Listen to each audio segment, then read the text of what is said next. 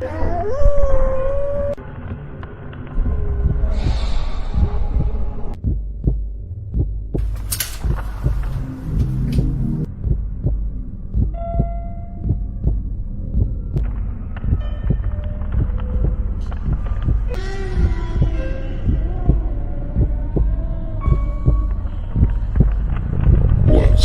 talk about it.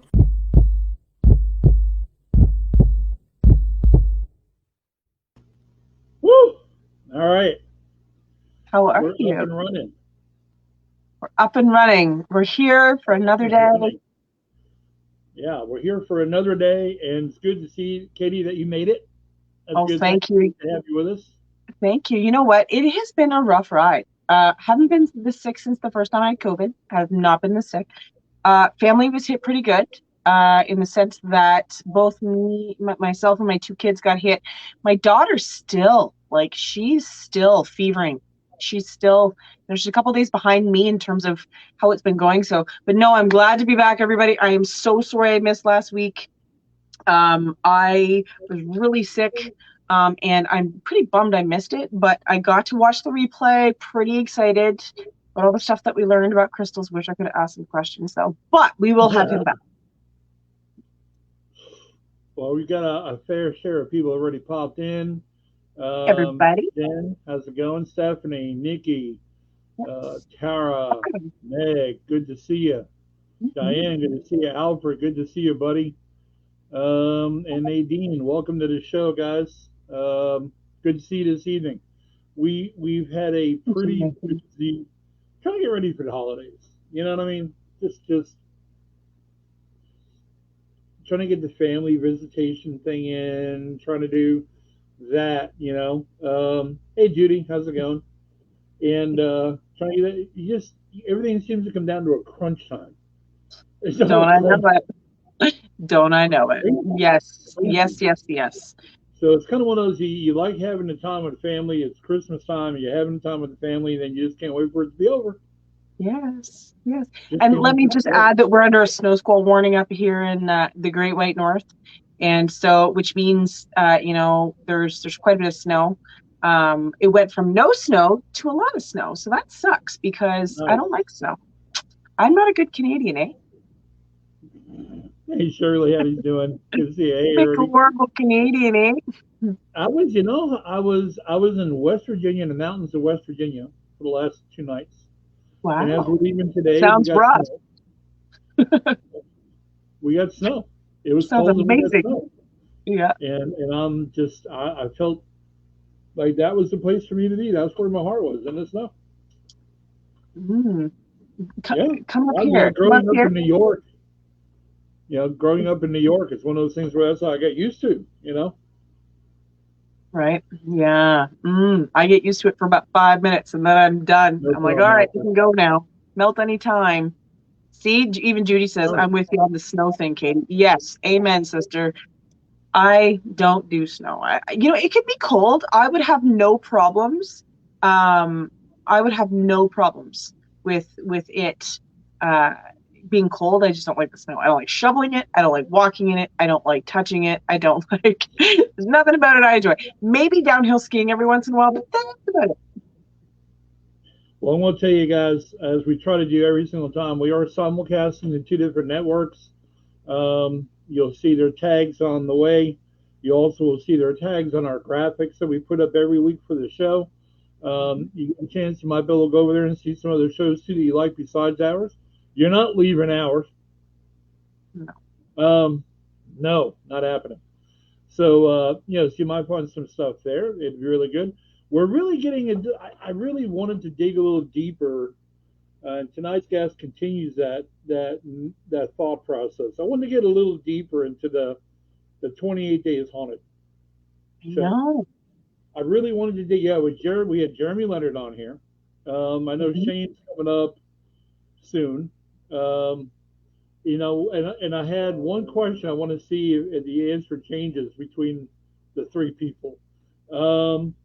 Because I want to see what your take was on it. And I know our audience is going to have a ton of questions, guys. Always do. We're the best audience. Yeah, try to keep the questions relevant. I'll put them up if I can. for Aaron to be able to see and answer. Mhm. You know, Aaron G. Thompson is going to be our guest here in a moment. We're going to have Katie do a brief hello. This is Aaron in a reading. So go ahead. So Aaron lived in Quad Cities, Illinois, and Iowa. Native. He is a co-star on the Netflix paranormal reality horror show 28 Days Haunted, which hit number 5 on the U.S. network within its first week. Aaron has always had a burning passion for the complicity of ghost hunting and the proficiency of public speaking. By his desire to provide information to further the paranormal centric communities and enthusiasts, researching and collecting data in conjunction with phenomena surrounding the afterlife since 1999. So he's been in the game as long as we have. Like, he's been in the game for a long time, which is really great. He's knowledgeable. He's not afraid to get his hands dirty. He's not afraid to get into, the research aspect of things and getting answers and debunking. He's not afraid of that either. So without further ado, yeah, let's bring him in. Ladies and gentlemen, I want to have you welcome Aaron G. Thompson. There he is. Yes. Cue there. Still on the side. See how that works? Hey, how you guys doing? We're doing great, man. Yeah. Appreciate That's a great intro, by the way. Coming out to our show here. We've got a lot of people that come in. This is a very interactive show. Mm-hmm. Our viewers will even ask questions I can put up on a screen for you. And cool. If you're okay with answering, great. If not, they're also extremely big fans. I haven't seen anybody yet on this show list that's actually watched the show and not really enjoyed it. So that's great. We all enjoyed it. It's a positive thing. So, but nice. Yeah, again, thanks for coming out. We appreciate it. I know it's kind of impromptu, but we appreciate it, man. Yeah, my pleasure. Thanks for having me on, both of you guys. And Katie, I agree with you. The cold sucks. I'm sorry. Sorry. Amen. Amen. Yes. A bad Canadian. I'm telling you. It's I had a buddy. Yeah. But I'm about to say, Katie, didn't cut you off there. But I had a buddy from the East Coast to Philadelphia, and he loved the cold. And I'm like, man, what is up with this East Coasters? Yeah. How about no? No? That's how I'm good. I'm originally from New York, and I'm not. That's what I heard. No, I'm okay with a little bit of stuff, but not the crazy stuff. So, yeah. So I'm going to start this off right off the bat, Aaron. Okay. Okay with that?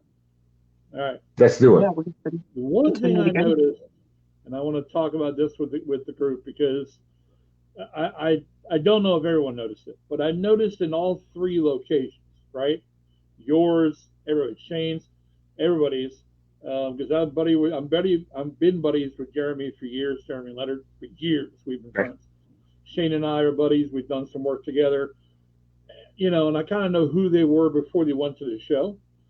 Right. But I know I have an idea I don't know. I have an idea of what 28 days of exposure is liable to do to a person. But the one thing I noticed, and again, you're dealing with 2 people here that are psychic mediums, just to kind of put it out there. So you know the answer. Okay, you're medium. I tell people I'm a large, just saying. I'm not a medium, I'm a large. Anyway, moving on. So the question I had, did you guys notice, either post-production or before production was over, that the energy in all 3 locations is trying its best to separate or drive a wedge between you guys, the investigators, and your sensitives or psychic mediums? Well, it goes a couple different layers, I think, right? It's all about the context of the location. So in one narrative, yes, there was a separation or a periodical separation throughout the time frame that we were there. But on the other hand, as it very well could be subjective, to the parties there. Was it really a separation, or was it just a natural flow of things, happen the way that they are always going to happen? So there's a couple different mindsets. What I can tell you, I only speak on behalf of our location, there was a huge key element that sadly wasn't portrayed in the video. And Sean will probably talk about it too. It was a very cool almost for our area with Nick, Sean, and I, like a superhero thing. They could really went a superhero route with this, with that genre. That'd be kind of cool, because we had the drama, we had the flow, we had the teamwork, and then we kicked into gear at the end appropriately. But there was a separation. There was a on my end, I would say, to answer, I guess, the question in whole. Yeah, there was a moment where I was being influenced and didn't want to be there anymore. So yeah, pretty crazy. And that wasn't shown on the show. And Sean was very impressed with this moment as well. It happened over the period of about 2 weeks. So it wasn't like it was quick. Visually, you saw when it happened, and then of course you saw deterioration throughout 2 weeks until it popped back into gear, and then we just got our stuff back together. Yeah, you just kind of recircled the horses and brought it back. Yeah, I didn't happen to notice that because it seemed like it wanted to, the energy being what I'm saying, it seemed like the energy, it seemed like the energy wanted to disconnect you guys. It wanted to kind of drive the wedge so that way there wouldn't be a whole lot of cohesion. right. So you couldn't get to the bottom line as well or as quick as you'd like to have. And I've noticed that in investigations of myself, because I've been doing it over 25 years too. And wow. You've got that. Thank you for your service, by the way. That's huge. Oh, thank you. It just seemed to me that there was something there trying to do its best to keep you guys from talking. There was a larger entity. The narrative in whole actually didn't demonstrate, in a sense, they didn't have very much time with Netflix to kind of portray all the locations. And of course, I can't speak on behalf of the other two, but on ours, there was a larger, if you look at it in TV standpoint, a larger enemy, right? A larger a negative entity that was encompassing Mercy Adelaide and keeping her pretty stagnant and almost trapped in a trapped state in a sense. And there was even a more sad story with that whole situation that we documented well on site. Basically, so you take dowsing rods, and well, I guess if you don't know, dowsing rods are originally used to look for water and water routes, follow the underground canals and whatnot. So if you use it in a cemetery, they cross when you go across someone who's buried, someone who's under there. So they cross and then they go back. And if they don't cross, that means there's nothing buried under the ground. It works about, I think, 99% of the time. So, I mean, it's an accurate process. We did that to Mercy Adelaide's tombstone as well as Captain Grant. And Mercy had crossed, but it wouldn't cross with Captain Grant. We repeated, just kept doing it. It's really a moment because that indicates what we were getting with our feedback. She's always waited at that location for her captain. I believe one of the EVP or Spirit Box communications was my captain. I'm waiting for my captain. And it just always circled back to her. And he was like 32, I think he was when he went out to see young man to today's standards. Then he was an old man, but he was headed out and just never returned. We don't think he did return. We don't. There's a couple stories floating out there about what happened. One could be a mutiny scenario, but yeah, we don't feel he returned, and that's why Mercy's there. And then over time, this land was just contaminated with Puritist type of ideals and all sorts of other scenarios that just made it a decrepit ground, and we didn't know what we were stepping into. But that potentially could have left, the echo of Mercy, in a state of funk, in a sense. No, it's true. Well, the questions are flowing in, so let me hit you. Just flowing in. This is great. Cool. Harvey said, "Were you worried about any spirits following you after the show?" No. I mean, I can worry about a lot of things. I'm digging into some weird research and weird stuff doing this. If I have that hint of fear with me or that worry, I fail. Ultimately, I can't worry about that. So whether it happens, and I deal with it at that point. But I've never had any big issues like that. And honestly, I welcome it. Just because it's like work at home research. Like, let's do this. I'm an at home researcher. Well, I'll leave that up to you. I don't want anything following me home. No. I'm good. Now, Nikki jumps in with the next question. Did you find yourself drawn to any of the other locations or feeling any deja vu? um, no, I mean, I didn't feel. Are we talking about the other locations, as in the other two? The other two, the Yeah. one. Okay, then I want to see them, but drawn towards them. No, I've always been um, personally drawn more to the idea, the science and mechanic of everything. And that's why I think I'm fine with having something follow me home because it gives me more knowledge base, something that I can dig into the potential mechanic. So to me, that's exciting. So just the no, I guess to answer your question, no, I wasn't drawn specifically to any place, but as a whole, I'm drawn to the field. So I mean, point me in the direction, I'll go there with magnifying glass. Okay. Sounds good. All right. So now Nadine says, "Hi, Aaron. Thanks again. Has the experience of investigating for 28 days changed your mind about future investigations and the length of time you stay in one place? And do you now agree with the 28-day theory?" I never disagreed with the theory, 28 days. And it's a tried idea by the Warrens, and all of us were familiar. I feel all of us were familiar with the concept of that. And I've actually been working on a similar concept, which I call rapport, building rapport with a location. Same concept, really. The biggest thing here is you're putting almost a human psychological uh, moment in here because we're isolated. They take away the clocks, so we have no clocks. Um, we literally had just us three, at least in our location, and they had no internet, no outside communication, nothing. And that's different. That's a different feel, right? And that's putting you in uh, yeah, a really true isolated situation. At one point, I remember looking out the back window, not knowing what day it was, just kind of a blah. I'm thinking to myself, am I ever really going to leave? Is this some weird Groundhog Day?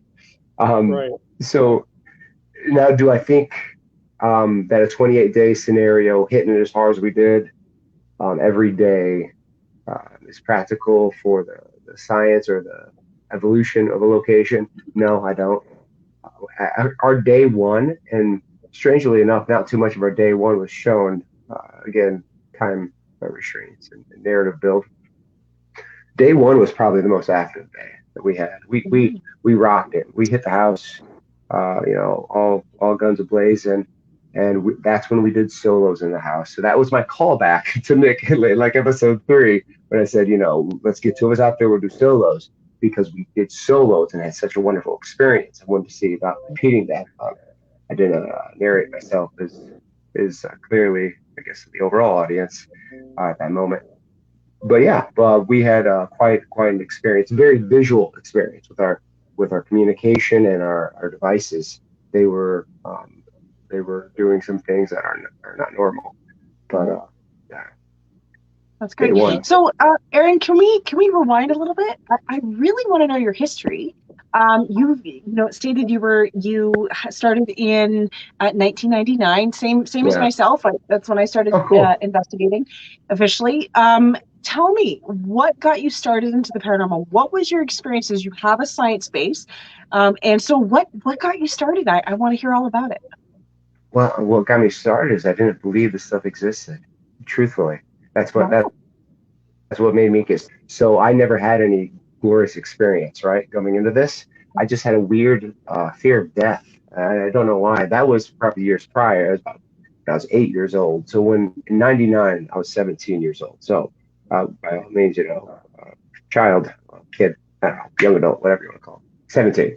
And I did 2 years of book research and research in any dark hole of the internet I could find about this category. The tactics, I had learned what a ghost hunter was at that time. I learned all these phrases. Heck, I even memorized one of the ghost encyclopedias, at least up to like D.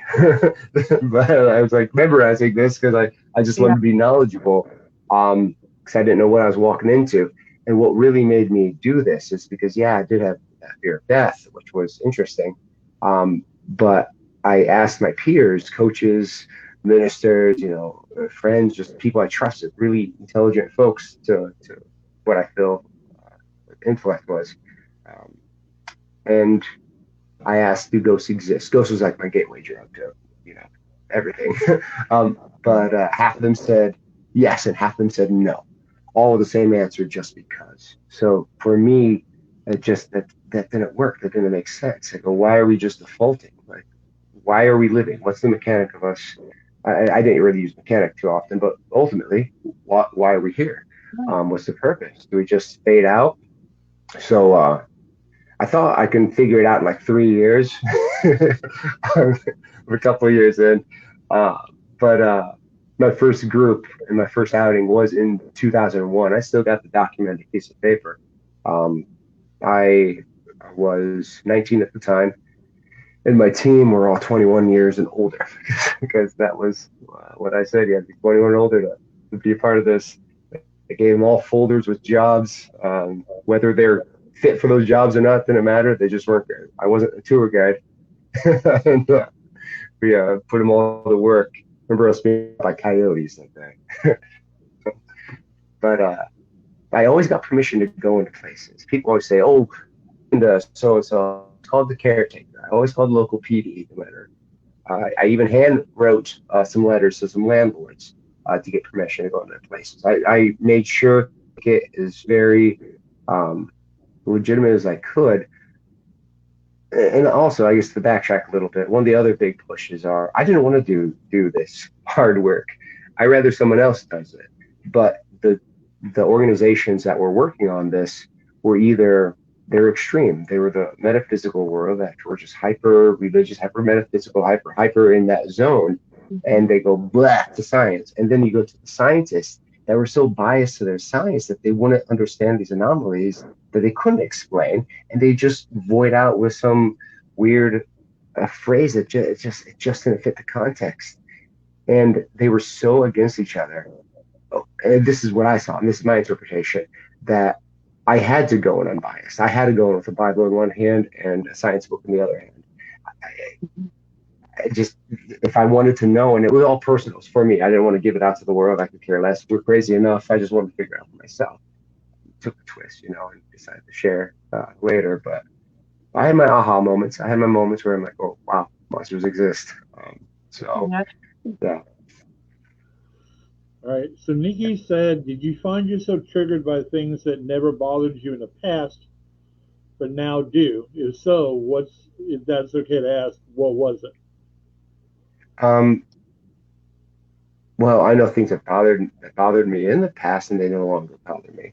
My thing is, I don't like walking around. And it's funny because the more I research like afterlife, right, the more I realize there's attributes that I want to remove from my world. So let's say I'm at this point, I got no fear of death. Let's just throw that out there. That's not a thing. From an extreme scenario, then to now, it's like, okay, whatever. The interesting thing is I'm attempting, and it's not the easiest, but I'm at a much better place now. I'm attempting to remove fear or fear-based mindsets. So, example, snakes. I didn't like snakes. I don't know, 5, 6, 7 years ago, right? Then I just started twisting the narrative in my head. They're literally their own consciousness being, just being a snake, and they're only working up the biology that they're given. If we jump into their tunnel, their world, they're scared of us, they're reacting. It's not their fault. And I just start twisting some narratives. Stop necessarily putting a human emotion towards a beast. They have their own biology. Even a blade of grass does. But there's all, they want different things, and I'm respecting that. I think with respecting that is removing a lot of my fear. Allows me to run into these demon infested hallways. I think too. I think too, really, yeah, when you don't look at from a human perspective, and when you try not to make logic out of it in a 3D basis, I think that the activity becomes easier to find. I find that when you know, I have my own paranormal team as well, and Right. you know, going in with other paranormal teams, or going into locations where paranormal teams had been previous, you know, some of them will say, Richard and I have talked about this, some of them will say, you know, there's nothing here, there's, you know, we didn't get anything, nothing, and we're getting hits like it's crazy. I don't think it comes down to the fact that we're better or we even conduct ourselves differently. I really think it comes down to the conscious awareness. No, we're better. We're better. You know, the Canadian means humble. Bashful. No, I think it really comes down to state of mind walking into these locations. Now, I'm a psychic medium, Richard's a psychic medium, so first and foremost, us walking into a location, we go in and get our read first before we set up the equipment. But part of our job not only is to read the location, but also correlate it with the evidence. And I think working hand in hand from the metaphysical side and then going in scientifically, it's kind of that good, even, fine line in marriage exactly, where I think that there's other teams that are simply scientists and or simply metaphysical, as you mentioned earlier, and it really doesn't work. You have to get a good jiving team where you have that on both sides. That's when my research started escalating to, I feel, a better build up is when I recognized the power benefit. And I had a value in about mid 2000s, you know, and again, I was having trouble with ghosts. So me believing someone has magic powers, and I say that, you know, wasn't, you know, I didn't even think about that. But then as I got buy-ins and I saw these really exceptional human beings, you know, perform the way that they did, I mean, I just seen value, but I didn't know how to put that value in conjunction with the equipment that we were using, that I was using at the time. Which really hasn't changed too much, but now I do, and now I feel like I'm Matrix. It's ones and zeros. I feel like I walk into a place and I'm seeing just a bunch of ones and zeros. Like just like it's a different world. And I respect everyone, you know, practice. Ghost hunting's a practice. Mediumship or sensitivities, you know, it's all practice. Yeah. And yeah, there's definitely value to it. So another question comes across from Tara. So did you feel that being in a team environment gave you an edge, and would you have done it alone? The team environment did give me an edge. And honestly, you should, if you're documenting it on any level, you should really have multiple witnesses. If anything, if that's what I'm calling them, you know, the team, other witnesses, sure, because that's you do need to have that mental check, if anything, right? So if you're solo, some stuff can get weird, right? And if you don't have someone to check you, you can go down a dark hole, especially 28 days. It can be an interesting show, but I mean, I don't know, like, would I do it alone? The big thing is, am I scared? No. Would I see a benefit to it? I don't think I do see a benefit. And that's maybe what would pull me away from it. And so it's not necessarily the fear-based scenario. That, not at all. But the benefit, and it'll almost be a waste of time and resources. Because you don't have the collaboration on site. Yeah. And the thing is, too, I mean, if you're conducting it in terms of a scientific experiment, you know, part of the experiment is to observe, and more eyes, the better, right? So, you know, if you're walking and doing it solo, but you had a bunch of cameras working on your side to document what you were doing in a solo level, then I would probably tend to think that that's not so bad. But if you're walking in one man, one camera, and all the experiences are coming from your subjective point of view from your camera, it's hard to document at the same level on a scientific basis than it would be to have multiple eyes. Multiple eyes, therefore multiple opinions and multiple outcomes, essentially, right? How everybody was witnessing it. Not two people may notice it the same amount or the same way. Your experience may be very different, but you may be able to tell to each person's experience or add to it. So it's a good thing. Now, I want to ask really quickly, walking into this investigation, had you known your investigators or your teammates prior to your investigation? Did you walk into it blind, or did you know them?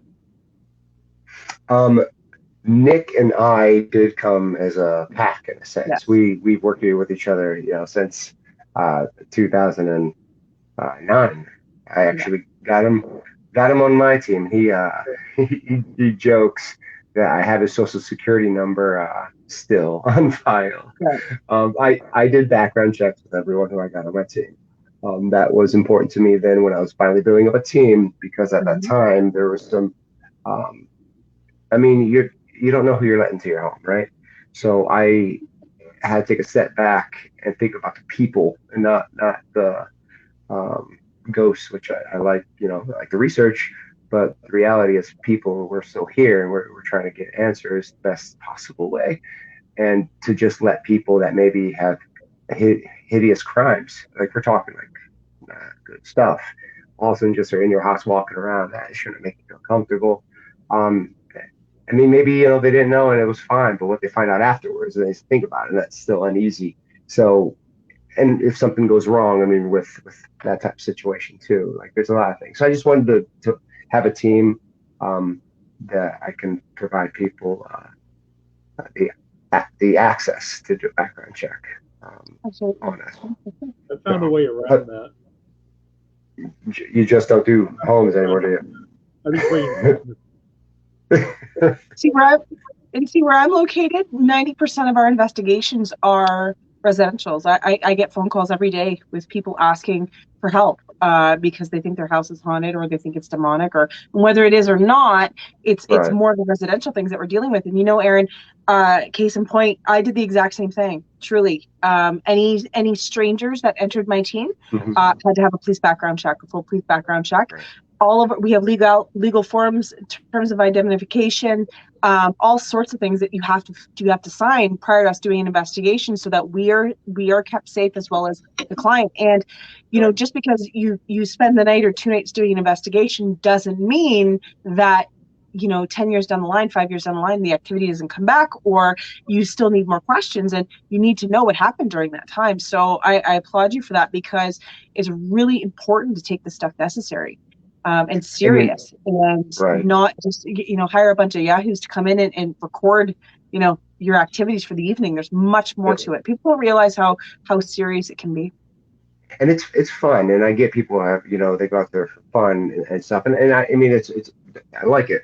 But my when I first started, it never was, I want to do this because it's fun. That was zero my thing. It was a very personal journey, and I just took that in respect as I flow. And in more consciousness space, when you said that you could be in a room, there could be 2 other people, but you're all experiencing something completely different.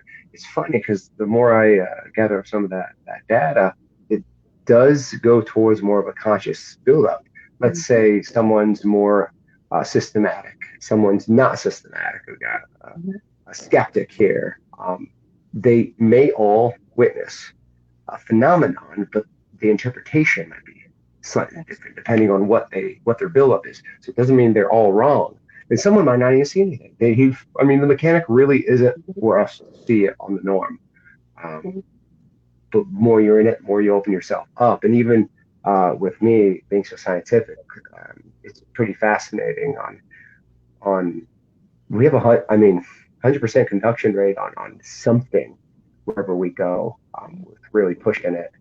And some people always say, not always, but a lot of people, they don't get stuff some nights. That used to be me in the 2000s. There was those moments, but it's like we just changed our conduction style about early to mid 2015-ish, 2016, and since then Like we just kick the door down and rock the house, and it's Yeah. interesting. I often break it down into two different categories. I tell people that there's paranormal investigators and then there's ghost hunters, and there's nothing wrong with either or. But to me, a ghost hunter is somebody's out looking for that, that hit, that experience, and the paranormal investigators trying to seek out why it's happening and trying to help those that are suffering from the haunting. And again, whatever reason you want to get into it for, I think I applaud you to do it. But for me, I enjoy doing this. I mean, I'm a psychic medium by day and I'm a paranormal investigator by night. So my full-time job is metaphysical.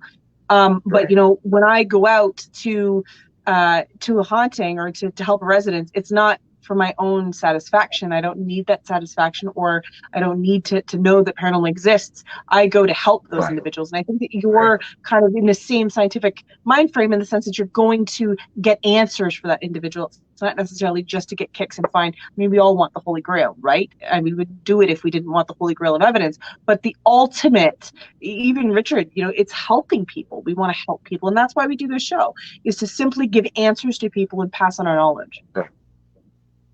Yeah, I agree. Absolutely.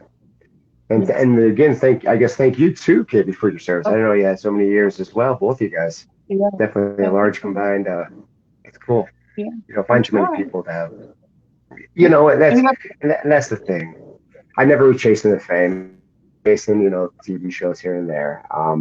But the reality is, like NASA, you need to pull in funds and you need to pull in to do the research, because the real heavy research, it takes time, effort, focus, and takes a lot of people not liking what you're doing because you're messing with value, you're messing with a lot of things.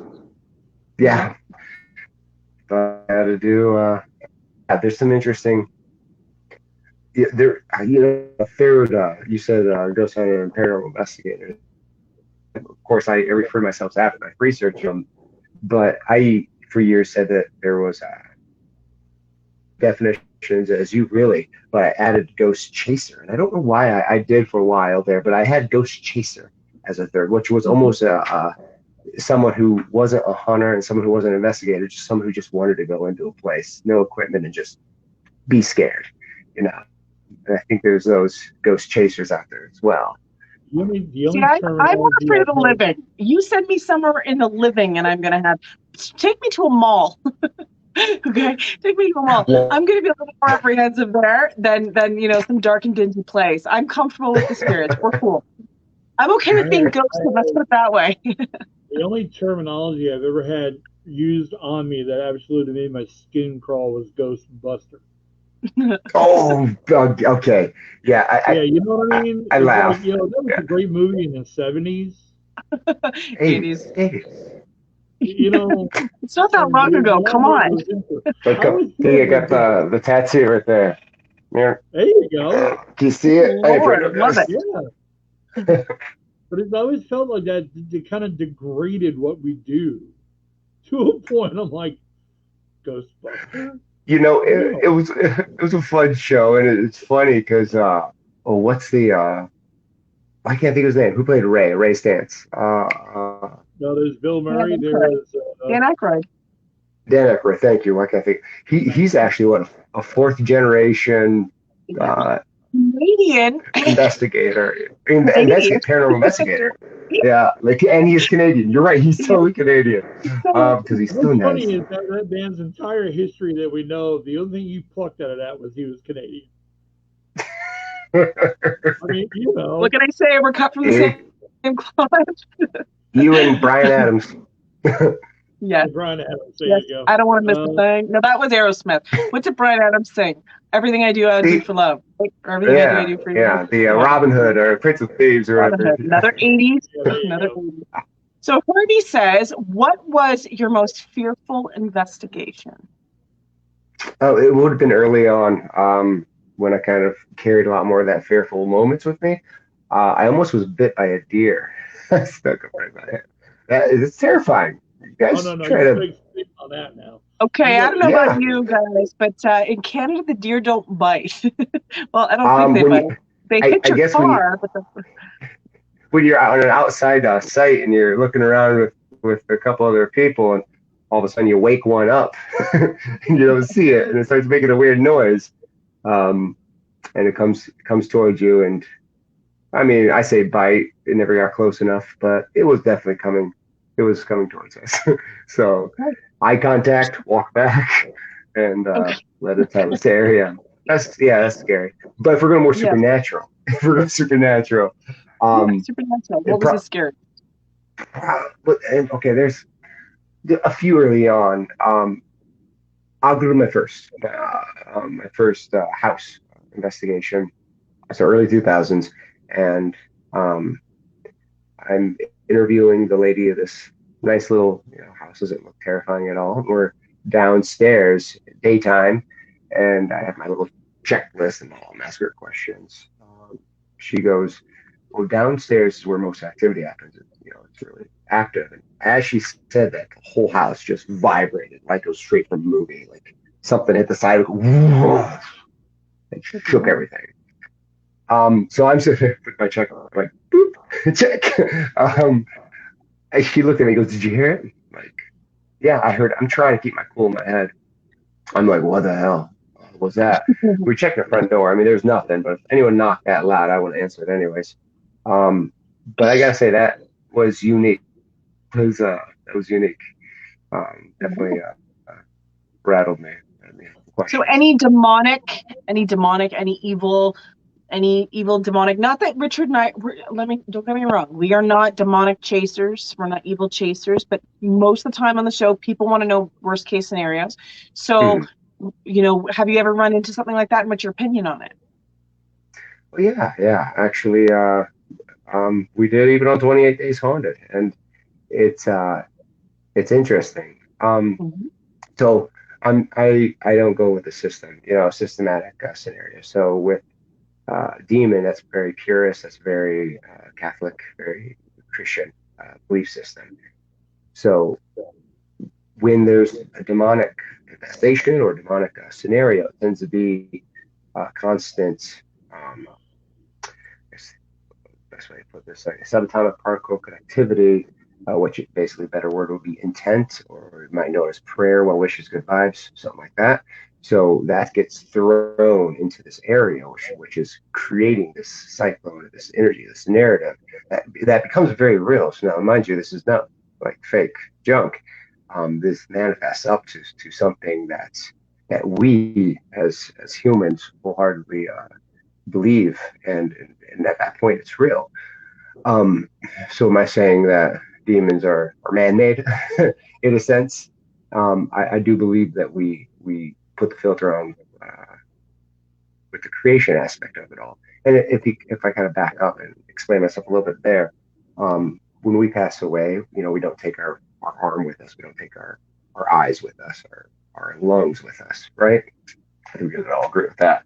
So as humans years ago, for whatever reason, we didn't know enough about biology, but we associated taking our lobe system with us, which control hate and love emotions completely.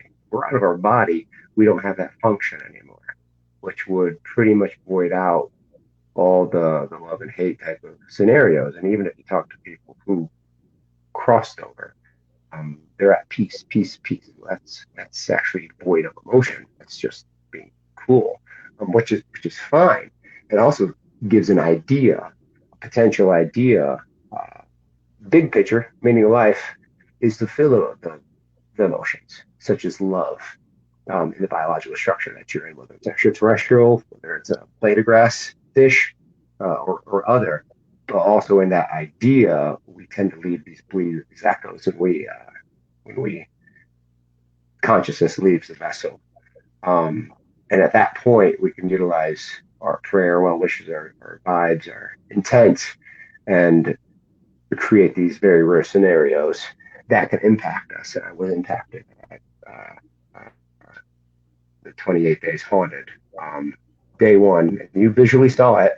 I got bombarded. I explained it. Seemed to go away, and I was just oppressed for about 2 weeks. Didn't want to be around anyone. Was isolating myself, and then did an exorcism. Actually, Sean got some holy water and he threw it on me and it burned like battery acid. It hurt. And I cussed through the entire St. Michael's prayer, repeating it. And Nick had the camera in the corner, goes, I don't think that's in the prayer. That would have been something cool for people to see because it's very real. Like I don't want to underestimate or take away with me saying, oh, I don't believe blah blah. It's all emotions. Why we're here on Earth, that stuff that we create is real. Communities are real, right? Those are values. Those are a reason why we're here. I could be completely wrong with my buildup, and if I'm wrong, I'm not going to hurt anyone. If I'm right, great, great. But to me, through the data, that does make logical sense. And at the same time, yeah, there's that negative, subjective negative energy out there that really puts some weight on people, can make people. I think that there's a common denominator. I think we can't argue that there's a common denominator, and no matter what religion or what way you're looking at it, there's negative versus positive. And if you look at it from an energy perspective, one repels the other. One goes against the other, and so it doesn't matter what your belief system is. The active intent in terms of trying to rid such energy is kind of the power behind it. Whether it's through conviction and confidence, water, exactly. Absolutely. It's that active intent. Absolutely. But I think that the more as an individual we feed into that fear, not only, feeding into the intent of getting rid of something, but feeding into the intent of the fear is what makes it even more powerful. So that holy water, whether you're Catholic or not, that intent behind the holy water of repelling that negative behavior or energy really is kind of what can add to that expulsion of getting rid of that entity.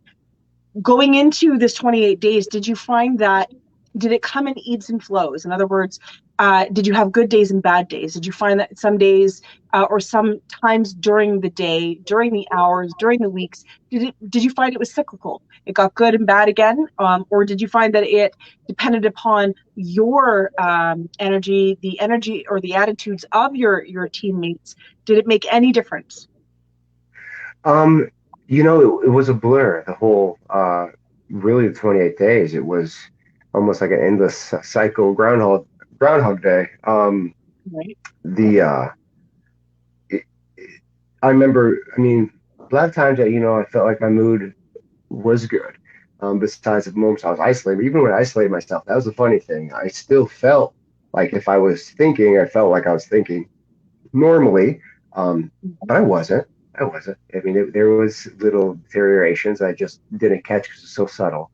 And I find that fascinating that was able to happen. And I guess just so people may watch it that are more cynics or skeptics.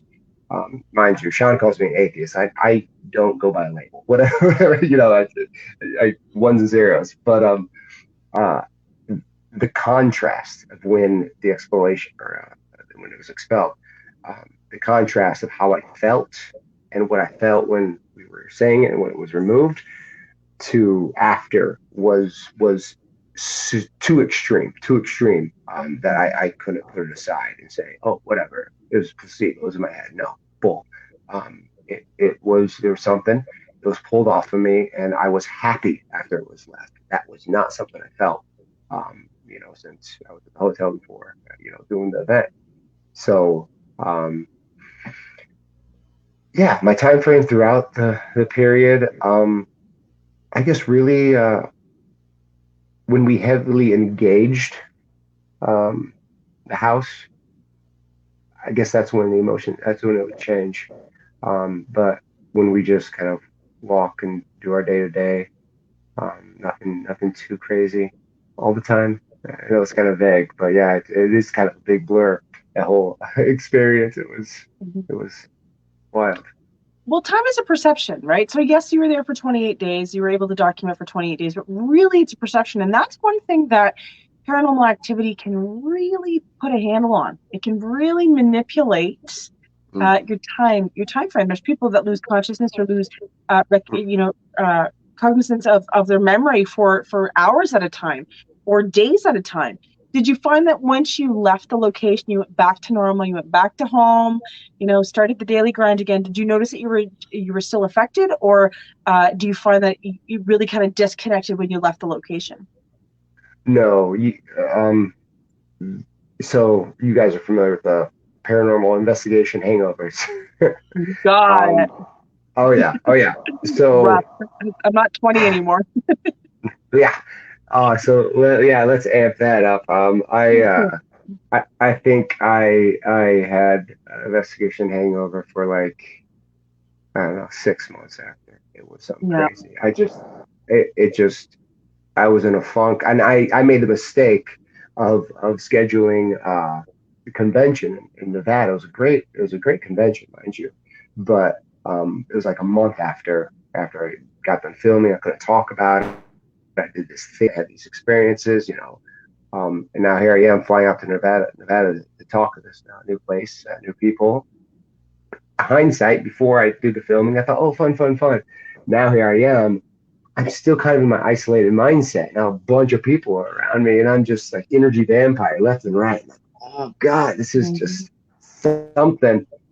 And it took me until I got in front of people to talk when I was away from people, kind of, on my stage. And someone came up after me and said, I know why you're here. Because I know why you're here because you, they said, you're on TV or you're going to be on TV or something. They said, there's some big aha moment. They're like, okay. But I was being quiet like this whole time. And then when I finally got, the microphone, like, hey guys, how, I just kind of did my thing. But there was an exhaust, like there was definitely a heavy exhaust. And though I don't, practice, psychic ability, anyone who ghost hunts, especially for a long time, it's just in the practice. As we say, practicing, ghost hunting, you're going to get it. You're going to get moments of this. You're going to start getting feels, whether you adapt to that, whatever you practice, that's to the individual. And me, maybe a little bit here and there, nothing too big, but I definitely engage into the location and the activity a lot more than I used to. I can say, I can't speak on behalf of anyone else, not in their head, but I know for myself, I definitely tie into the location. Probably in the definition, it's very similar to a psychic to start producing results. Yeah. So, all right. Well, let's get back into the question point here. Nadine said, "Aaron, do you intend to do anything televised or through Netflix in the future?" Well, the cool thing is I'm part of Netflix family now, so it takes quite a. It's not easy to get associated with them, as I'm finding out. So I'm on the roster. Yeah, I'll definitely. I would want to, due to the exposure aspect, right? So, yes, it's again kind of back to the show thing. It's cool to, sure, to be on a show that's not my end game. It never was my end game. If it would stop tomorrow, I still have an end game. I got a lot of work to do. Like the exposure is priceless. I do want to kind of funnel people who see value in what I do or what I potentially can do to Patreon, and that's kind of where I can control my own production of scenarios. I can control events. I could focus completely on really aggressive work that I've done in the past. I wouldn't mind doing in the future and more in a progressive state. I have that opportunity now, at least getting there. So that's where I want to be. But yeah, I'll do another TV show. I'd probably write in the contract less underwear push-ups, or maybe more. I don't know. I guess that's where some of the fans come from. I'm with you, brother. I'm with you. Anyway.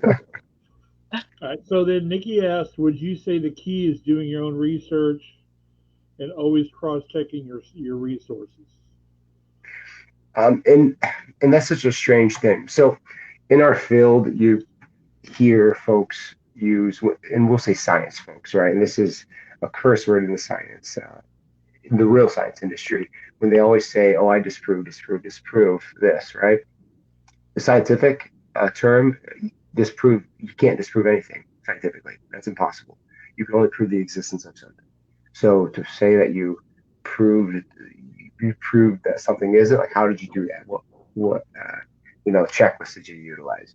And you hear this so much with some of these maybe up and comers, or maybe they've been around a while, very scientific. Oh, we disproved that. Well, how'd you disprove that? I mean, the elements are so extreme. And again, if we're talking consciousness, that's a whole different realm. And consciousness, I could tell people, that there's a consciousness because you think inside and you dream, or you have dreamt before. I mean, that's an element. That's not biological. So, yeah, I'm sorry. What was the question? ADD moment. Hey, so the new question that came up, we'll go back to it. Sorry. Let me go back. You're good. Rambling. All right, so she just said, would you say that the key is doing your own research and always cross-checking your own sources? Oh, yeah. Okay, so doing your own research, I don't know, the key would have to be different for everyone else. I aggressively in one direction, but I took shifts. I completely contradicted a few years ago 20 years of my own research. I was in tears. That's nothing I wanted to do, but it had to be for the data, not for me. I had to check myself. I was on the phone with a shaman buddy of mine and a scientist buddy of mine for like 17-hour drive. So split the time. I push my research and my ideas, and I back up the best I can, cross-reference. I reverse engineer, I duplicate the best I can. I've got some interesting things where I haven't been able to see, I'm even talking about, at least good context of what I'm saying. So there's stuff that I've seen them done that is fascinating. But yeah, like, I think if I were to read someone's some real bright individual that just had this great theory, we'll say string theory, right? Just great theory. Someone, would it benefit me if I were to research that theory and like look at that theory, or would it benefit me since I'm actually already there through other parties saying, oh, you're saying the exact same thing as so-and-so? Would it benefit me more just to continue to challenge where I'm going, or to maybe look at this and maybe be influenced in an area that I don't need to be influenced in? That's kind of what you got to look at too. I mean, there's influences, there's positive influences, but there's also, if the work's kind of coming together and it's in a weird spot, I say, just continue challenging yourself. And I think too, with research, I think it's important. Research is not something that is done once. The whole point of research is taking the time and documenting, correlating, gathering the evidence to create that hypothesis. So, to say you had 28 days of research is far. I was just data, but yeah. Yeah, it's far superior to one night in terms of an investigation, right? So a lot of people will go into it for an evening or an overnight, even 2 days. But having that ability to collect that research for 28 days and coming up to a conclusion is much better. Would you say after spending 28 days doing this, would you say that you would take more time during your investigations now, or do you find that you still could do it in a shorter length of time? Yeah, I would still do it, I guess, how I always done it. For me, I guess I go in differently now than I did, say, even 10 years ago. And I think if I would speak on behalf of Sean, Nick, and we may have all three different components that we take out of the investigation, which probably worked for a benefit. For me, again, it goes to the mechanic aspect, right? So when we get spirit box communication, I make sure, is it direct? Is it multiple syllables? And is the cadence there? There's some things I look at, and same with the EVP. And EVP, mind you, the plural of EVP is EVP. Phenomena doesn't have an S on it, guys. I'm a nerd. I always say that. Like, we're not the Beatles, phenomenons. But nonetheless, I look for the behaviors. Every time I hear the word phenomenon, I keep on wanting to go back to do. Banana phone. Or no, So me, I'm looking at like environmental shifts and things like that. I'm looking at just behaviors. Nick is probably trying to catch out more historical accuracy. Is he getting catches with things that relate to actually the past, which is phenomenal. He's trying to hit some actual historical facts with those moments, while Sean is really reading the energy in a whole, and he's seeing how it shifts through his you know abilities and so forth. So it's just fascinating us kind of coming together regarding that. But that's always at this point been my way with the mechanic aspect of it all. So Well, Herbie yeah. Herbie asked, would you go to the other locations and see if you can investigate with your unique style to find something different or something more than the other team did? Yeah, I mean, I would. Um, yeah, absolutely. There's a lot of stuff that I actually left on the table, and but you got to think though. So 28 Days Haunted actually only had three characters. They were the locations. They weren't the investigators. We were the. It took me a second to realize that. I've only actually seen the show once, but I started thinking about it because they built all the investigators were very one dimensional, and I'm thinking, man, we have so many dimensions. We're a multi-dimensional human being, but we had just one character that was strategically placed for us, which isn't. I'm not saying it's wrong. It worked well with the narrative, but the best data that we gathered there, that just would have been mind blowing, was left on the cutting room floor. So that Huh. indicates that the experts, working with Netflix, they're phenomenal. It was awesome. They were going for this awesome story, which was very legit. It was cut the way it was cut. But they weren't looking for data like someone like we would look for. Like, oh, we need that in there because that's going to be important for that part. That wasn't their thing. So honestly, you didn't see a lot of our best work, and you really didn't see our work as investigators. You might have saw us run around in the dark. We did that, and you also take notes. I think I was the first one up the stairs whenever we heard a bump. Just saying, I ain't afraid no ghost. But yeah. So if we would take our unique style to another location, um, would I still take out my whole bag of goodies or taboo experiments and utilize that? I'm not sure if there'll be a value there because the data will get lost. And actually that's why I didn't even years ago put an application for NASA. Uh, so, yeah, some stuff, but they have way too much control over everything. That if I would have found the Holy Grail, no one ever would have seen it. They would have patted me on the butt, sent me on my way. And if I would have said a word, I would have been off type thing. So I'm like, Yeah. so Well, Francine asked if you guys had any nightmares afterwards. no, I don't remember many of my dreams. And I'm not, and it's like less the more I do this ghost hunting thing. And I don't know if that's just the natural progression of age or me just disconnecting so much at that moment. But no, I I can't speak on behalf of the other two. But other than the exhaust for, like I said, 6 months, right around there, maybe a little more, maybe a little less. Um, yeah, no nightmares or no weird flashbacks. It just seemed fake after a while. It seemed like it didn't happen. It seemed like it was a dream. If that makes any sense. Like Big this blur. big thing we did. But will it come out? Is it going to come out? We can't talk about it. Sometimes I forgot that I even did it as I'm just doing normal, 9 to 5. And it's Right. like, oh So man. let me ask you, what is your favorite piece of equipment? What do you enjoy using the most, or what do you find is the most reliable? What's your go-to? Anything static related. Static, I think, is Okay. where the industry needs to go. Static producing. So as you've seen in ours, we have a static generator. One's a good one. It throws out negative ions into the atmosphere, makes it smell like ozone, like a storm's coming. Um, Mhm.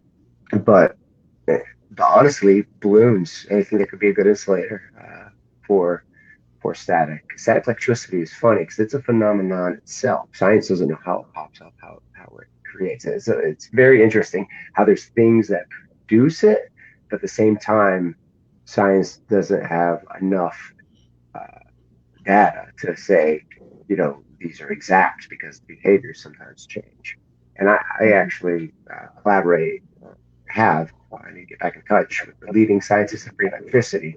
And a few years ago, a conversation we had, we both agree on is static generating, static style equipment is really necessary. But even on top of that, even if there's devices that I'm thinking about creating in the future, I gotta say the Spirit Box itself, or maybe even if you find a good app, there's definitely some promise to those weird telephone apps. I know some people find them being a little goofy, but algorithm and listening multiple syllable.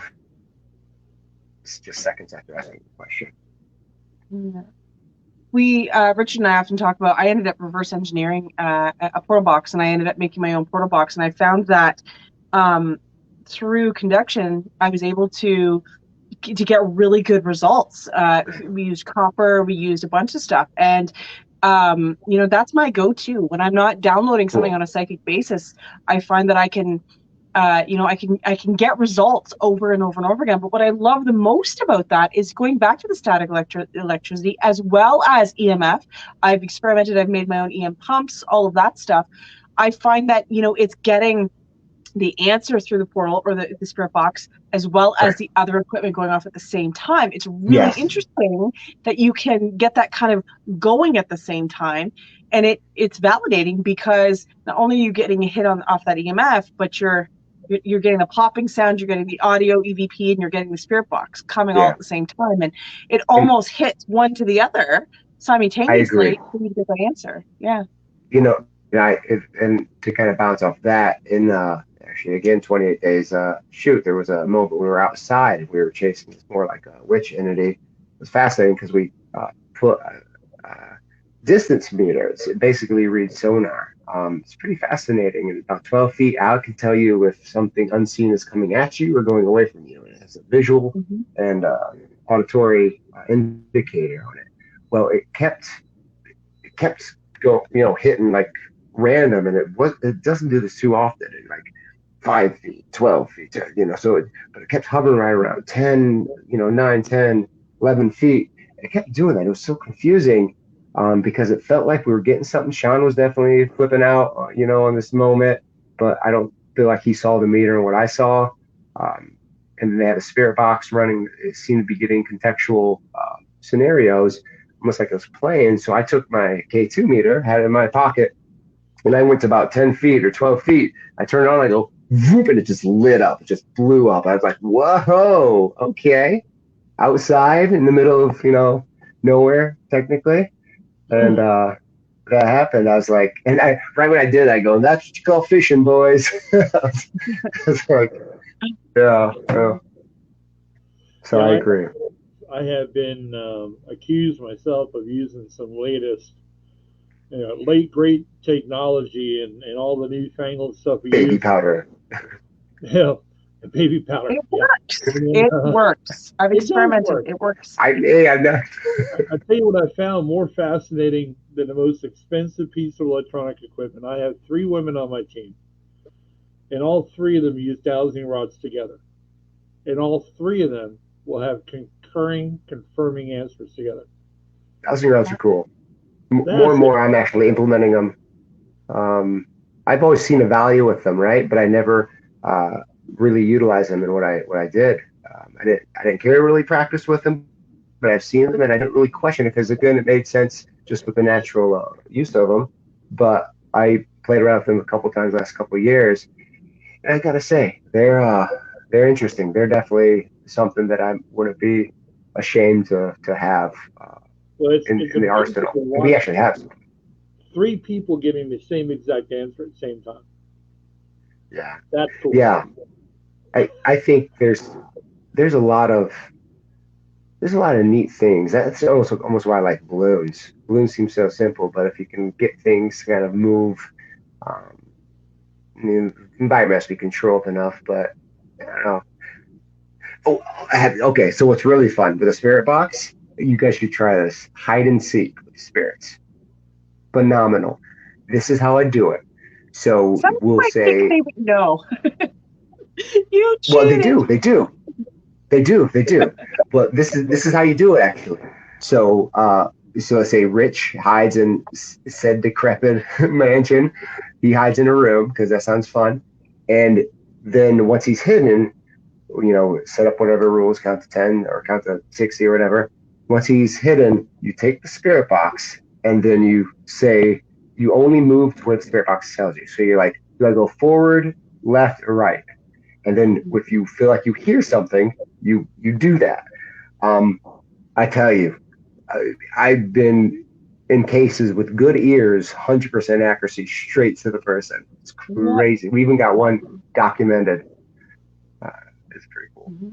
That's really cool. We've done the same thing with an SLS camera. So I like to I don't like to purchase, I like to engineer. So what I'll do is I'll kind of make my own version of things and use that as an experiment. So I made my own SLS and setting up the Kinect camera, all of that stuff. And we'll do the same thing. I will ask them to do something intelligent, let your hand wave, jump up and down, come closer, step away. And we get results every single time. I don't understand, and I'm saying that from an ignorant perspective, how people can say that those things are not functional, because it's all about how you use them. It worked. It worked. Oh, absolutely. It works every time, and it's an intelligent response. And it's fascinating. It's awesome that you do that, because you're right. You got to use the tool that think in a normal way. Like, it's still functioning in the way that they need to use. But if you play games, or if you give activities, not only is it fun for you, it seems to brighten up the area and get reaction. I've raced entities with EMF detectors as being the base of stop and go. And actually with the hide and seek game, someone utilized that version of mine. I guess I influenced it. They hid Easter eggs. So it was an Easter event. They hid eggs, and everyone used their spirit box to find the eggs. Brilliant. Like, I looked at them. I'm like, that was such a great idea. They go, yeah, it's your idea. I go, what? I go, oh, I mean, yeah, you guys could take the credit, but sure, I'm glad you influenced that. Phenomenal. $50 bills. That's what I was saying. But using that experiment is really great for determining whether it's intelligent or residual. It's really good for determining if it's something cyclical, if it's happening at the same moment every time. It's really good for kind of breaking down what you're capturing. Nadine, so Nadine, this is a turquoise. So I purchased this at a local metaphysical shop. Love it. I'm a crystal guru. I say guru. I'm a crystal collector. I'm not a guru. I love different crystals. And so I've got them everywhere. And so I wear them when I feel I need them. So I wear this one. Well, I make rings now. That's kind of what I do to supplement while doing the research. And turquoise is one of them that I put in. I've been actually learning crystals. So they're glow rings, like high quality glow rings. So I've actually got a St. Michael's pendant that's cut up and put in the inlay in mine that was given to me by Sean on the set. So it's in there. It's on me forever, and it's pretty cool. But yeah, I've done memorial rings now, and I really like the memorial rings. But they glow bright, which is really kind of cool. Very, very cool. Yeah. We've blown through all of our time already. I know. What? Unbelievable. We're getting there. Yeah. Because time flies when you're having fun. This is not work. This is enjoyment. Right? Right. So, of course. So are you? Go ahead, Richard. No, I mean, so one of the questions came up earlier. I just failed to put it up. Was, are you expanding your team, or have you kind of just hit your mark where you're at and you're good where you're at? I'm a big fan of 3, and I always have been. That's just if we get too much, you got cross-contamination. You got people doing things in other rooms, and do people really want to? I try to do like bigger teams before, but then it's almost like pulling teeth, because realistically, at this point, it feels like when people get on a team, they want the thrill. They want to be maybe a chaser a little bit, and the overall investigation. Because if I say, A and B, you guys, stay outside real quick and document kind of the environment out there while we're in there. They're like, well, when can I go inside? It's like, oh my God. I don't know. So three tends to work pretty well. I'm cool too. Four. I mean, four I'll do, but it gets a bit heavier after that. And I'm kind of a solo. I mean, Nick and I we still do stuff together, but for the most part, um, we kind of go get invited if we're not doing stuff together as extras on other people's investigations or events. It's hard because I've led teams now for 20 years, and It is hard yeah, to run the team. huh? It is hard, honestly, to organize like a good team and get good flow going. Yeah, because the energy's got to be right. The energy's got to make the mark. It's got to gel, and if they don't gel, man, they don't need to be there. And you know, and you in a heartbeat. and you don't have to be like a practitioner of metaphysical to know if you gel or not. Like that's in you. I mean, though I think there is definitely a lot of magic with that, but nonetheless, you feel it and you react to it. Yeah. Like, I get it. Because I mean, it's kind of like if you think about it, you're out here investigating with your team. You're out there longer than you would be at work with these people. Yeah. So I did have to. Huh? Go. I didn't mean to interrupt you. You're good. I had one member who she was a psychic years ago on the team that I had, big in the area, and I remember pulling her out of. We were in an asylum, and there was a challenge of data coming in where I was pushing a limit because I wanted to see where it was going to go. It was more of visual facade. My head game was strong, but I wanted to kind of challenge this hallway because things were reacting to Nick doing a thing, more of a bully or an aggressive state. The psychic that was with us got really scared, really worried. She threw me off because she kept telling me to come back here, come back, don't, and she did and did that. And I got super worried, stopped the experiment, pulled her out, and I told her never to question me on site again, because it's not that I would have got injured mentally doing what I was doing, but it's you questioning me on site that could have turned my head and could have let something in. I go, I don't need that. I don't need someone questioning me when I'm doing these type of things because it's too dangerous. Yeah. I get the point, but at the same time, I can't. Oh, we lost your audio, Aaron. Oh, you're back. Can you hear me? Yep, he's back. Okay. Okay. I don't know. My headphones just turned off. Maybe your guides. Okay. Maybe your guides. Maybe they were like, "Don't question Aaron."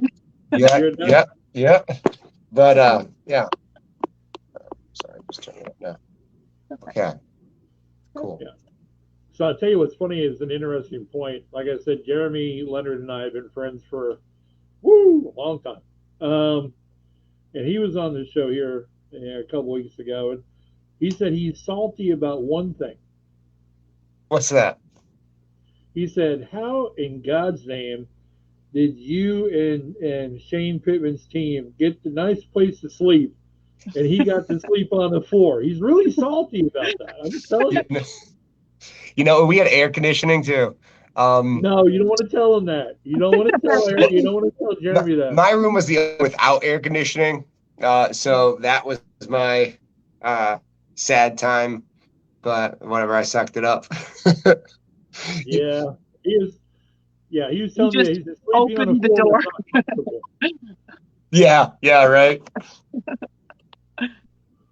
I'm just trying to look here. I think we have one more question here before you kind of close it up because we want to give you a chance to talk a little bit about what you got going on. Herbie said, I know there are places that have been investigated many times, for example, Whaley House, Houston State Penitentiary, but would you ever investigate those places?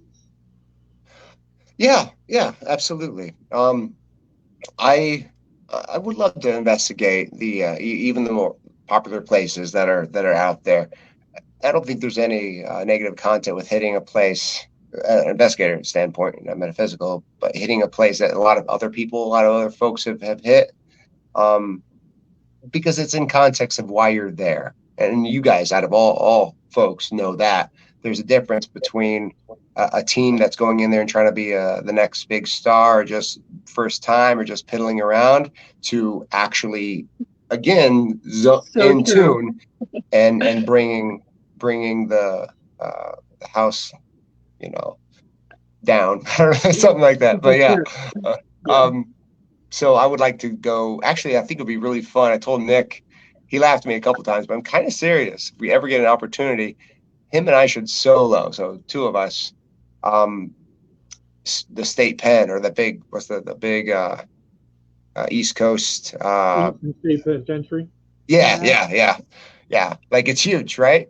But Yep. with just us, 2 cameras, and I don't know. I'm curious on, because there's just so much, and like 3 days. I would want to do 3 days, which mini isolation. That's a lot, even then. I would like to do that, though. Of course, there's cost and so forth, but yeah. Right. For the sake of research, it would be wonderful. Yeah. I think it's funny because down here in the South, because I'm in Georgia, so down here in the South, I don't have to go very far.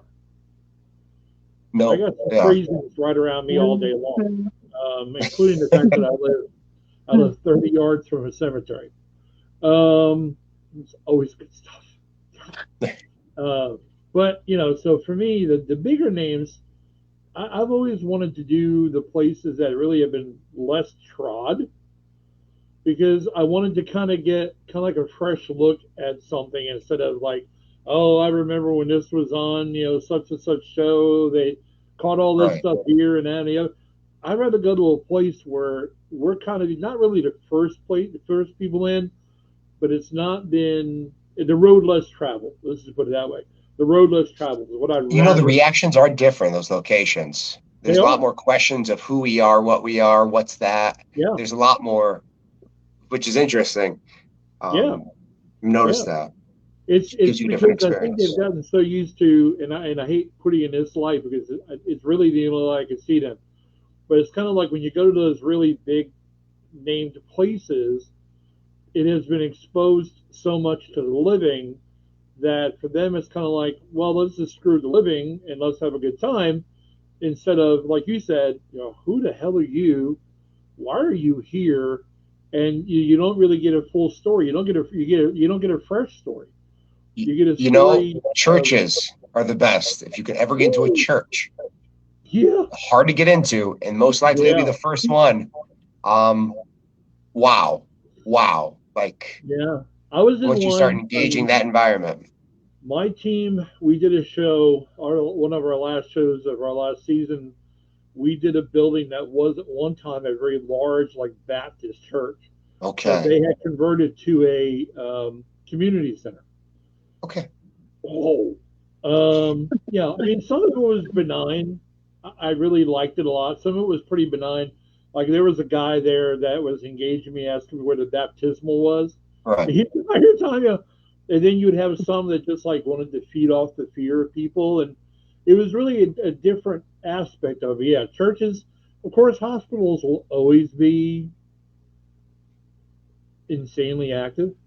Battlegrounds. Hospitals. I mean, I live right next door to people, emotion, one of the biggest battlegrounds out there, and it's kind of one of those things. We actually did. We just finished up a documentary that's being done with us. And in that documentary, we went to a building that was built in 1841, and it was, run by both sides of the war 2-3 times. Wow. It even had a surgery room that they used to have a bedroom in. They converted it to a surgery room. No, that's common. So, yeah. So it's a little crazy, but I'm in the South. I mean, I don't have to go very far, thank God. We actually are lucky in the Midwest here too, for some of the known places, but there's a lot of unknown places, but yeah. So tell us something here. We've got to wrap it up, and I want to give you an opportunity to kind of put out there what you got going on. Cool. So tell us what you got going on. How can people get a hold of you? What's coming up for you? That kind of stuff. Cool. Well, Well, time, that's what we call it. thank you, by the way, for having me, both of you guys, for having me on the show. Super appreciate it. Had fun conversation. I'll kind of make this easy for everyone. It's AaronGThompson.com is the website, and that has all my social right there. It's the @TisMeAaronG on really everything social. And I am pushing my Patreon. That's patreon.com/TisMeAaronG, so I can continue doing the best I can in the field with resources provided. So yeah, but AaronGThompson.com. And I'm also, as I said earlier, making glow rings, and they are just my inbox are just getting so full. People are just so fascinated. It's an exclusive scenario, so it's not like I have a big overhead. I'm definitely undercutting the ring making market. I got mine selling for 150, and at some point demands are going to pop that up. But in the same quality of ring, someone else is selling it for $400 to $600. I don't need a Tesla. I just want to, spend time with my little girl, do the research. It's a side thing while I got other side things that are going to kind of come up. So, yeah. So if you want a ring, awesome. Coming up? Yeah. I actually got a couple places. Not sure if I could talk too much about it yet, but in March, South Carolina, I'll be there. Actually, 2 different events and conventions at the end of the month. So for 2 weeks straight, I'm pretty much just going to live in the state. That's going to be super fun. Not too many details, but I'll give you a quick spoiler so everyone will be like, "Whoa!" One of them, I'm getting flown out there and speak with Ryan Buell. Oh, okay. So, Paranormal Stay. I investigated with Ryan years ago. Ryan and Sergey. I haven't. I haven't met him personally. So we just talked on the phone the other day, and he invited me out. He wants to get back into the world of which we all go through life. We all have our moments. Mm-hmm. You can't fault someone as long as they can grow beyond that. Absolutely. You have to ask Ryan about the Great White North. He came up to Canada one time, and about the what? The Great White North. He came up to Canada and investigated one time. So it was a good experience years ago now, maybe 12, 13 years ago. But nice. Yeah. Are you doing Battle Bash in July? At Gettysburg? I want to get out to those. With me being a new I think TV talent, people are I don't want to use the word scared. They're trying to see value on who to take to their right. So, unknown face. They'll see value once, I get through some of my events, the first few months. Sure. I'm not too concerned with that. But hopefully after that, I might be invited to a lot more of the other known. I didn't know because that's one I've been invited to and come to and speak on. And in July, I just was going to say, I'll see you there. But I don't do too many of them because I just don't. You talked about the energy vampires. Dude, I've known about them, but I've never felt it like that moment. But I'm sure I know exactly what you mean. It was unreal. Like it took me back. It'll do it to you. It'll wear you out. Because I've left many of the conventions previously when I used to do a lot of them, and I walk out of feeling somebody beat my ass with a baseball bat. You know what I mean? It's just kind of they wear you out. Yeah. And they don't mean to. They just it's not them doing it. But you have to be careful with that kind of stuff. This is the first con I've done in I don't know, but when you couple it with an investigation in Gettysburg, I'm going. But it's going to be fun. We'll see. Well, I appreciate you coming out. We really have enjoyed it very, very much, Aaron. We thank you very much. Thanks so much. It's been a lot of fun talking to you, and I'm glad we got a chance to talk to you about the show because I know I thoroughly enjoyed it. Yeah. and I know It was my fun. buddy- I really enjoyed it as well. I thought they did an excellent job on what they were Yeah. able to present. But yeah, Absolutely. honestly, for a production company, most production companies don't know the paranormal. Um, you know what I mean? I can safely say that because I'm not on payroll. So but it's just one of those things where they're a different aspect. They've got to do a show. They got to put a show together. So they got to do what they got to do. But Yeah. I hope to see you on another season there, and but we appreciate you coming out very much. thank you. Thank you. I really appreciate it, guys. Well, we're going to have you step out. We appreciate your time, and we will talk to you soon. Thanks, Aaron. You bet. Have a good night, guys. All right. Well, we're out of here, Wow. girl. It's that That time. was We're phenomenal. over. That's we're okay. over. That was phenomenal. Aaron, yes, from the bottom of our hearts, thank you so much for joining us. It was an absolute pleasure to meet you. It was great. Yep. Hopefully we can have him back. All right. Well, we will see you guys later. Please enjoy yourselves. Please enjoy the holidays safely. Please take care of one another and yourselves. We will talk to you all soon. Bye. Bye, guys.